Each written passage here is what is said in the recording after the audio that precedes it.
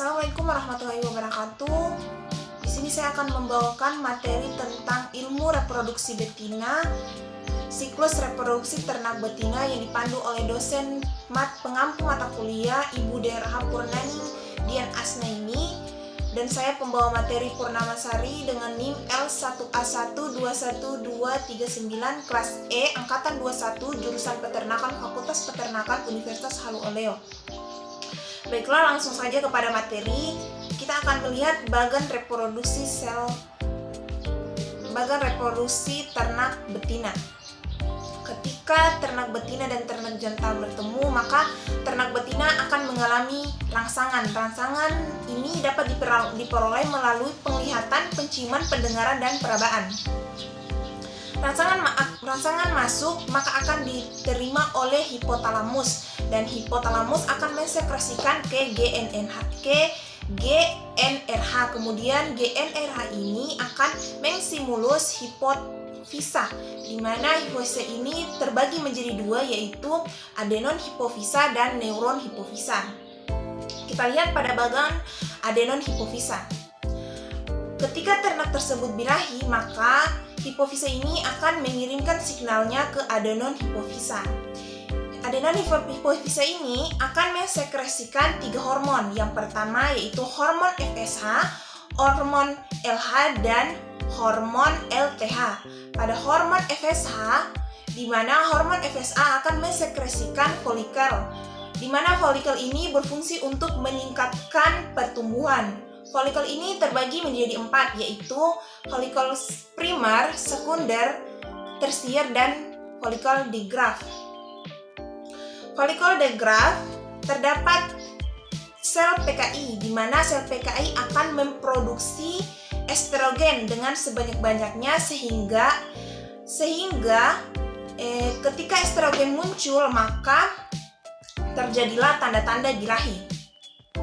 Dan ketika tanda-tanda birahi ini muncul, maka terjadilah yang namanya perkawinan. Nah, setelah perkawinan ini terjadi, baik dengan pejantan, perkenalan alami, atau dengan inseminasi buatan, yang akan berproses atau berperan yaitu hormon LH, di mana adenon hipofisa ini akan mensekresikan kepada hormon LH.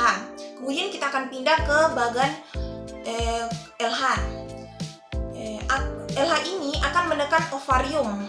Pada saat penekanan ovarium ini, ada 2 yang bekerja sama, yaitu LH dan estrogen, di mana LH ini akan menekan dari luar ovarium tersebut dan estrogen akan menekan dari dalam ovarium, sehingga terjadilah ovulasi. Ovulasi yaitu ovum keluar. Ketika ovulasi ini terjadi, ada 2 hal kemungkinan yang dapat terjadi, yaitu ternak bunting dan ternak tidak bunting. Saat ternak bunting, folikel dan ovum akan keluar, dan ini disebut dengan CL atau corpus luteus, di mana corpus luteus ini akan menghasilkan progesteron. Progesteron ini berfungsi untuk mempertahankan dan menjaga kebuntingan. Namun pada saat ternak tidak bunting, tetap CL keluar sehingga terjadilah lisis. Nah, lisis ini disebabkan oleh hormon prostaglandin yang dihasilkan oleh dinding endometrium. Dan seterusnya kita pindah pada proses hormon LTH atau luteal tropis hormon, di mana LTH ini akan berperan di saat pasca kelahiran atau menjelang kelahiran. LTH ini juga berfungsi memproduksi atau menghasilkan susu. Selanjutnya kita pindah pada bagan hipofisa, yaitu neuron hipofisa. Neuron hipofisa ini akan mensekresikan 2 hormon, yaitu hormon oksitosin dan hormon relaksin.